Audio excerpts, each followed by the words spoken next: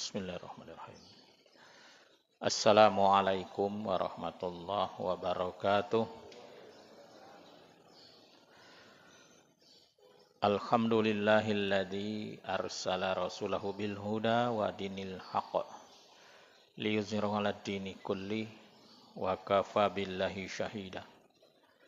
Asyhadu an la ilaha illallah wahdahu la syarikalah wa asyhadu anna Muhammadan abduhu wa rasuluhu la nabiyya ba'da. Allahumma salli wa sallim wa barik ala Muhammad wa ala alihi wa sahbihi ajma'in. Ya ayyuhalladzina amanu atiullaha wa atiur rasul. Amma ba'du. Hadirin jamaah subuh rahimakumullah. Mari senantiasa kita memuji Allah Subhanahu wa taala dengan pujian yang sebanyak-banyaknya. Karena yang layak dipuji itu hanya Allah. Dan bersyukur kepada Allah itu salah satunya dengan memuji Allah Subhanahu wa taala dengan kalimat alhamdulillah. Baik Bapak Ibu yang saya hormati, subuh kali ini kita akan mengangkat tema tentang mencintai Rasulullah sallallahu alaihi wasallam. Karena di bulan Rabiul Awal ini umat Islam ini memperingati Maulid Nabi, Pak. Sebagian besar. Tapi ada juga yang tidak. Karena tidak ada perintah dari Rasulullah. Kita bukan mempermasalahkan peringatan Maulid atau tidak. Yang akan kita bahas itu adalah mahabbatur Rasul. Jangan sampai kita ini mengklaim diri kita ini sudah mencintai Rasul dengan salah satu mengadakan kegiatan Maulid Nabi. Dia sudah mengklaim cinta Rasul katanya. Padahal sholat saja tidak pernah ke masjid. Sholat di rumah. Ini ironis Bapak Ibu. Mengapa kita harus mencintai Rasulullah Bapak Ibu? Ini kan pertanyaan harus kita ajukan dulu. Kok Rasulullah yang dicintai? Karena mencintai Rasul itu termasuk dalam kerangka iman. Bahkan di saat kita belum mencintai Rasulullah, iman kita itu tidak sempurna. La yu'minu ahadukum hatta ahabba ilai. Hatta akuna ahabba ilai min walidihi wa walidihi wan nasi ajmain. Ini hadis riwayat Bukhari Muslim, Bapak. Tidak sempurna iman kamu kata Rasulullah sebelum aku dia cintai melebihi dari anaknya, orang tuanya, manusia seluruhnya. Jadi mencintai Rasulullah ini harus, Pak, di atas manusia lain. Termasuk di atas ayah ibu kita. Sayyidina Umar itu pernah mengatakan, tapi ini waktu dia belum tahu, Pak. Pernah mengatakan, sewaktu dia berjalan bersama Rasulullah, digandeng oleh Rasulullah, ya Rasulullah, engkau ini lebih aku cintai ya Rasul, daripada manusia galo-galo, kecuali diriku, kata Sayyidina Umar. Apa kata Rasulullah? Salah engkau Umar. Dibantah oleh Rasulullah. Sebelum, apa kata Nabi? Tidak, demi jiwaku yang berada di tangannya, sehingga aku lebih engkau cintai daripada dirimu sendiri. Dari pertama, Umar itu mengatakan bahwa dia mencintai Rasulullah itu lebih dari manusia lain, kecuali diriku, kata Umar. Dibantah oleh Rasulullah. Seperti itu tadi. Kemudian Umar berkata lagi. Sekarang kata Umar, demi Allah, sungguh engkau lebih aku cintai daripada diriku sendiri. Kemudian Rasulullah menjawab lagi, sekarang engkau sudah tahu Umar. Jadi Umar itu pernah mengatakan mencintai Rasulullah itu di bawah cinta terhadap dirinya. Dibantah oleh Rasulullah. Bapak Ibu jamaah subuh rahimakumullah. Jadi peringkat mencintai Rasulullah itu setelah Allah baru Rasulullah. Jadi Bapak Ibu, mengapa kita mencintai Rasul? Harus mencintai Rasul. Karena Rasul ini adalah Khalilullah. Jadi kalau kita ini selama ini belum sampai kepada mahabbatur Rasul, kita akan mungkin bertanya, kok Rasulullah itu harus dicintai? Karena Rasulullah itu kekasih Allah, Khalilullah. Khalilullah ini kan terkenalnya, yang makom Khalilullah ini dulu sebelum Nabi Muhammad adalah Nabi Ibrahim alaihissalam. Nabi Ibrahim itu gelarnya itu Khalilullah. Tapi setelah Nabi Muhammad hadir, Nabi Ibrahim tidak ada lagi, Nabi Muhammad itu mengatakan, saya tidak akan mengangkat Khalil, seorang kekasih. Karena itu sudah diangkat oleh Allah Nabi Ibrahim. Kemudian setelah Nabi Ibrahim, saya yang diangkat menjadi kekasih Allah. Jadi tepat sekali Bapak Ibu, kalau kita ini ingin sampai kepada Allah dalam hal ma'rifatullah, dalam hal mahabbatullah, melalui Rasulullah sallallahu alaihi wasallam. Keliru dan salah jalan kalau kita itu menapak jalan selain jalan yang diajarkan oleh Rasulullah. Keliru, Pak. Ada banyak orang yang mungkin salah di dalam berguru. Dia lebih ngefan kepada gurunya daripada Rasulullah. Sehingga apa yang diajarkan oleh gurunya setelah dia seleksi kembali, setelah dikoreksi oleh para mubali, orang-orang yang memang mumpuni mengoreksi amal yang sahih, ternyata amalnya itu banyak yang tidak sunnah. Tapi karena dia sudah mencintai gurunya, melebihi cinta kepada Rasul, dia sulit untuk menghapus mungkin yang sudah diajarkan oleh gurunya selama ini bertahun-tahun. Ada seorang jamaah, Pak. Seorang jamaah. Mungkin dia dapatkan dari gurunya setelah sholat itu berdoa. Setelah assalamualaikum langsung doa, Pak. Setelah assalamualaikum langsung doa. Mungkin gurunya mengajarkan seperti itu. Setelah kita koreksi, ternyata setelah salam sholat itu bukan berdoa, tapi berzikir kepada Allah. Untuk merubah itu sulit dia, Pak. Setiap sudah assalamualaikum, langsung mengangkat tangan. Sudah assalamualaikum langsung mengangkat tangan berdoa. Kalau ada orang mau membantah mungkin, Ustaz, apa tidak boleh sudah berdoa, sudah sholat berdoa? Ya boleh saja, tapi kan sunnahnya berzikir dulu.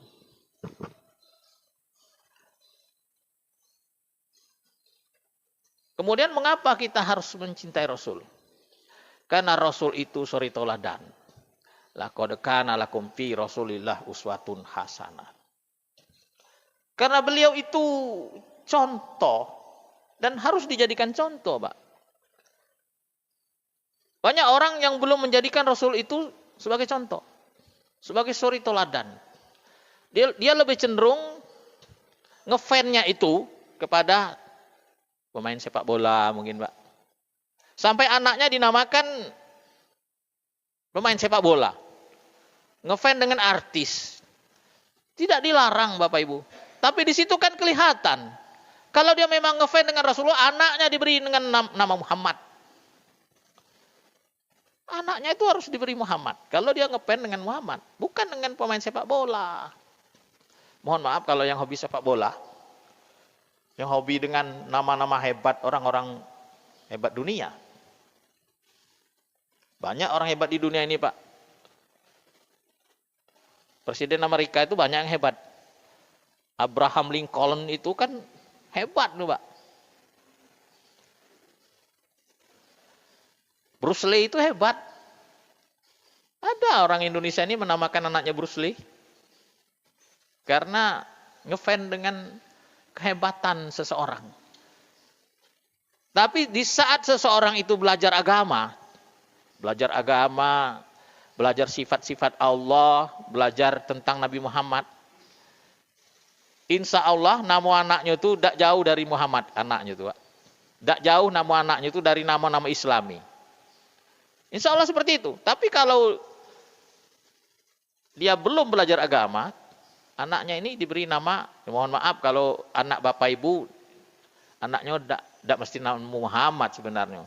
Tapi kalau kita ngefans dengan Muhammad, pasti dia ditaruh di depan itu Ahmad. Ahmad apa? Muhammad apa misalnya kan? Muhammad Abdurrahman misalnya kan. Ibrahim misalnya. Kita ngefans dengan para nabi, Ibrahim, Zakaria, itu akan terlihat orang tuanya, Pak. Tengok nama anaknya, nama siapa? Zulkifli, oh nama nabi. Harun, nama nabi. Yahya, nama nabi. Apalagi ditaruhnya nama anaknya itu, diberi nama anaknya itu Muhammad. Muhammad Ilyas misalnya kan, Pak.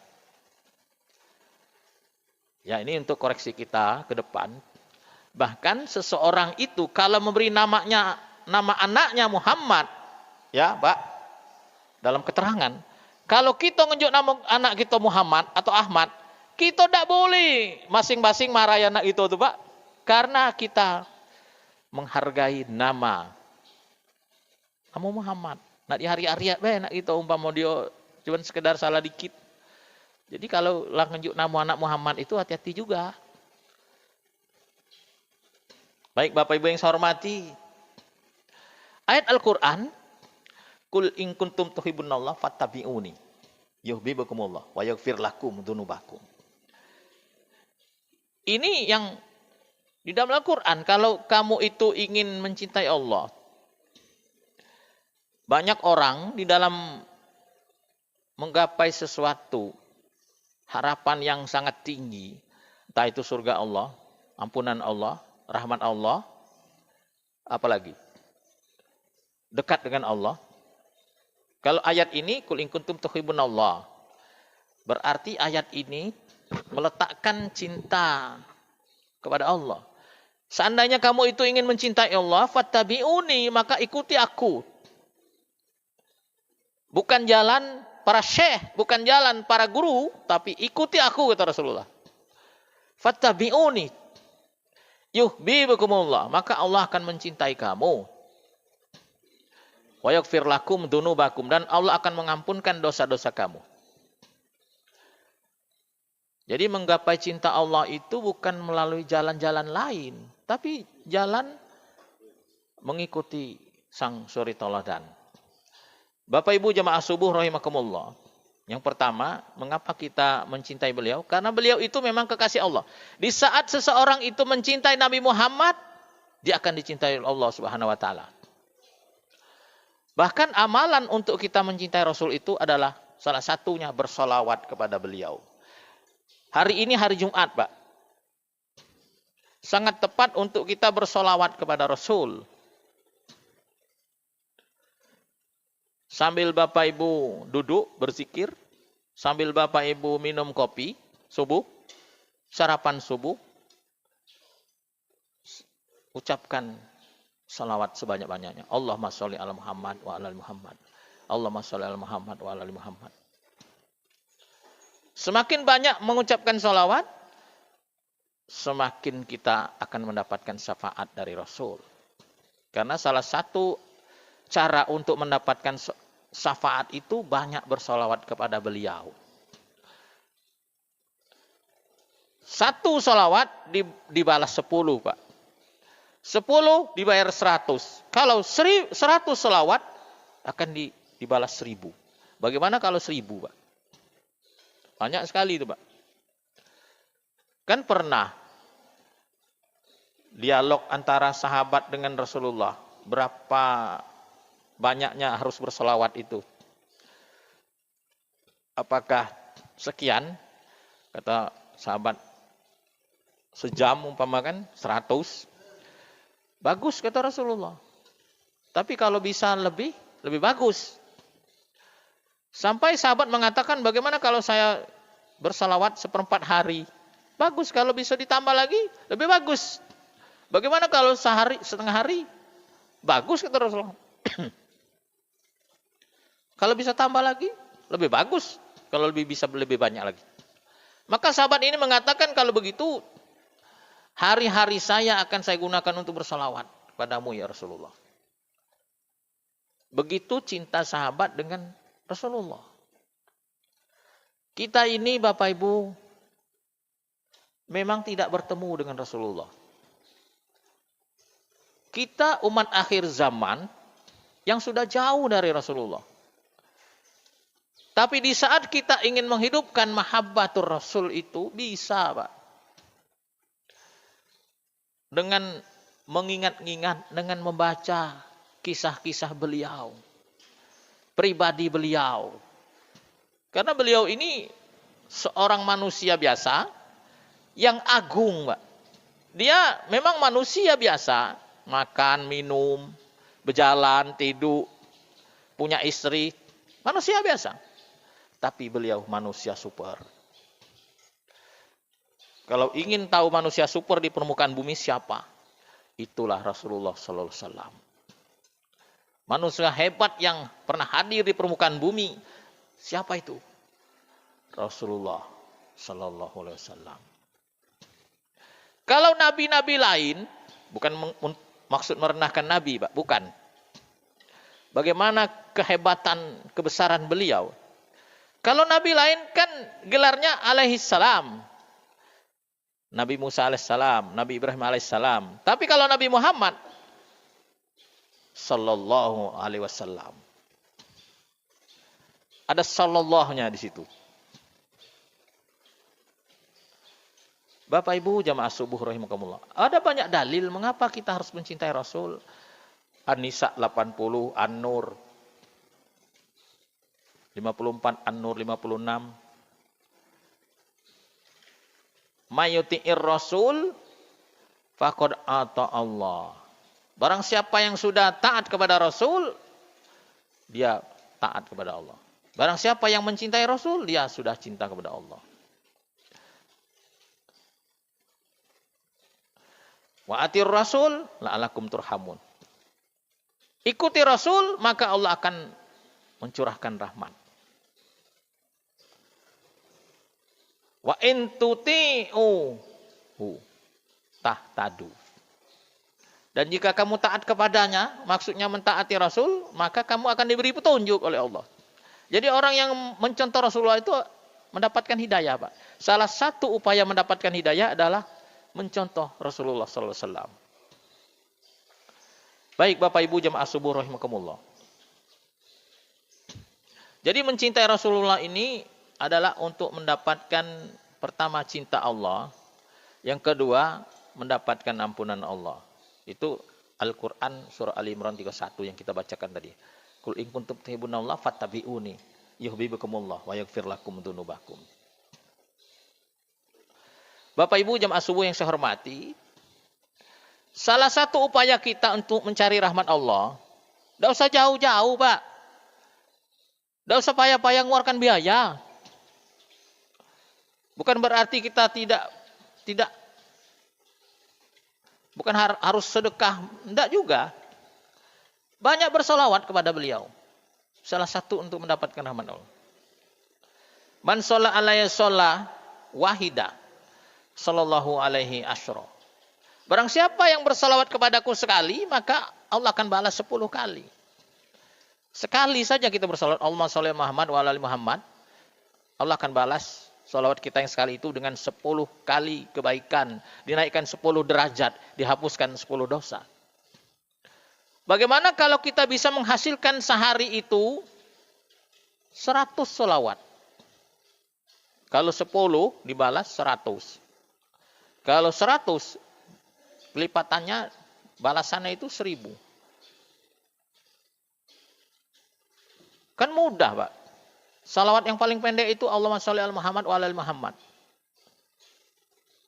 Mengapa kita ingin mencari sholawat yang ditambah-tambah?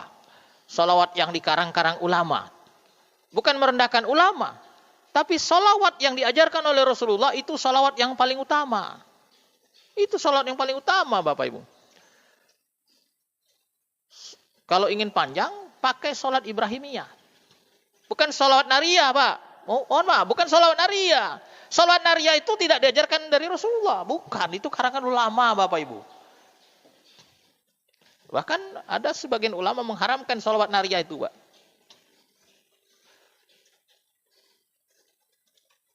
Jadi kalau versi yang asli itu, ya Rasulullah, bagaimana kami bersolawat kepadamu? Kul, kata Rasulullah, katakan, Allahumma sholli ala Muhammad wa ala ali Muhammad. Katakan, Allahumma sholli ala Muhammad wa ala ali Muhammad. Tapi sebagian orang, belum abdul kalau tidak ditambah Sayyidina. Lah Rasulullah saja tidak mengajarkan Sayyidina Pak. Mengapa kita harus nambah Sayyidina? Kaum sebelah kan itu nambah-nambah itu Sayyidina itu Pak. Walaupun nanti backingnya ulama hebat. Tapi kita backing siapa? Backing kita Rasulullah. Rasulullah kan ngajar seperti itu. Allahumma sholli ala Muhammad wa ala ali Muhammad. Kalau ingin panjang, tambah kama sholaita ala Ibrahim wa ala Ibrahim. Wa barik ala Muhammad wa ala Muhammad kama sholaita ala Ibrahim wa ala Ibrahim. Bukan Sayyidina, Pak. Jadi terkadang orang yang tidak pakai salawat itu Sayyidina dianggap tidak menghormati Rasul. Ini kan agak aneh juga statement seperti itu. Padahal kita mengikuti Rasul. Bapak Ibu yang saya hormati. Kalau kita ingin merasakan manisnya iman, Bapak Ibu. Nah, kita ini kan terkadang belum merasakan manisnya iman. Di saat kita sudah sampai ke taraf makom mahabbatullah dan makom mahabbatur Rasul, kita akan merasakan manisnya iman.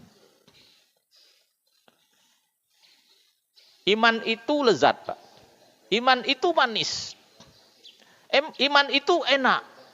Ketenangan, kedamaian, kebahagiaan. Itu ada di dalam keimanan. Orang yang tidak beriman, walaupun dia tenang dalam penampilan, sebenarnya di dalam jiwanya itu gelisah, Bapak Ibu.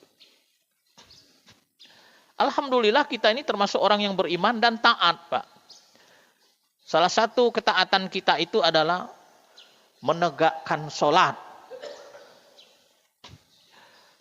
Sholat secara sempurna.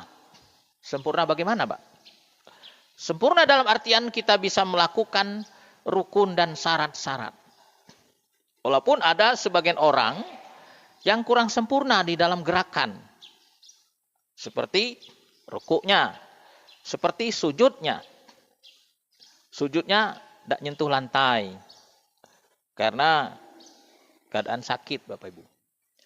Kalau lutut kita lah sakit, Pak, tidak pacak ditekuk, itu tidak bisa sujud lagi. Ada banyak manusia, umat Islam, taat, Pak, sholat. Tapi terhalang untuk sujud kepada Allah. Banyak, Pak. Dia pingin sekali sholat. Bahkan dia sholatnya 5 waktu. Tapi tidak bisa sujud, Pak. Bersyukur kita hari ini masih bisa sujud kepada Allah. Sujud itu karunia Allah, rahmat Allah. Di saat kita bisa sujud, meletakkan dahi kita ini, hidungnya harus kena kalau sujud, Pak, ke bumi, itu sebuah rahmat Allah yang tidak terhingga. Banyak manusia yang tidak bisa sujud, Pak, walaupun dia kepingin sujud. Jadi sujud itu sebuah sebuah kebahagiaan. Coba kalau sujud itu dirasakan. Coba sujud itu, di saat sujud itu berterima kasih kepada Allah. Ya Allah, terima kasih. Engkau perkenan untuk sujud, ya Allah. Banyak manusia tidak diperkenankan Allah untuk sujud kepadanya. Banyak, Pak. Dengan alasan apapun. Entah dia tidak galak sembahyang, entah dia sakit, entah dia memang bisa sholat tapi tidak bisa sujud, Pak. Sering lihat orang sholat, Pak, pakai kursi. Tidak bisa tuh sujud. Sujud itu adalah sebuah kelebihan seorang hamba. Diizinkannya kita untuk sujud di hadapan Allah Subhanahu wa taala. Bapak Ibu yang saya hormati, mengapa kita harus mencintai Rasul? Ini yang terakhir, Bapak Ibu. Kopi habis, snack habis. Mengapa kita harus mencintai Rasul? Agar kita ini mendapatkan syafaat dari beliau di hari kiamat nanti di padang mahsyar. Karena syafaat terakhir yang ditunggu-tunggu umat ini adalah syafaat Rasul. Di mana tidak ada lagi pertolongan lain. Syafaat itu kita dapatkan, bisa didapatkan oleh manusia akhir zaman. Pertama beriman, yang kedua orang yang ittiba Rasul, yang ketiga orang yang mencintai Rasul. Dengan memperbanyak membaca sholawat. Karena orang banyak baca sholawat ini ada tandanya nanti. Rasul akan kenal kita, salah satunya dengan banyak membaca sholawat kepada beliau. Allahumma sholli ala Muhammad wa ala ali Muhammad. Banyakkan sholawat, kita akan menjadi orang yang beruntung. Pernah dialog seorang murid dengan gurunya, seorang murid dengan ustaz. Ya ustaz, dengan ulama. Apakah bersolawat itu harus khusyuk? Apakah dapat pahalanya itu harus khusyuk dulu? Harus hadir dulu Rasulullah seperti di hadapan kita. Harus timbul dulu mahabbah kepada Rasul, baru dapat pahala? Baru dapat pahala 10 itu? Ternyata tidak. Di saat kita membaca Allahumma sholli ala Muhammad wa ala ali Muhammad, walaupun tidak khusyuk, walaupun kita bacanya itu sambil mengalir saja Allahumma sholli Muhammad wa ala ali Muhammad, akan mendapatkan 10 ganjaran. Jadi tidak mesti harus khusyuk betul. Tidak mesti. Jadi untuk mendapatkan syafaat Rasul itu adalah dengan memperbanyak sholawat. Mari kita mencintai Rasul karena ini dalam rangka keimanan. Dan mencintai Rasul ini harus kita tumbuhkan dengan banyak mengenal pribadi beliau. Beliau itu manusia yang agung yang pernah hadir di permukaan bumi. Orang yang mencintai Rasul akan menjadi agung di hadapan Allah Subhanahu wa taala. Terima kasih. Wassalamualaikum warahmatullahi wabarakatuh.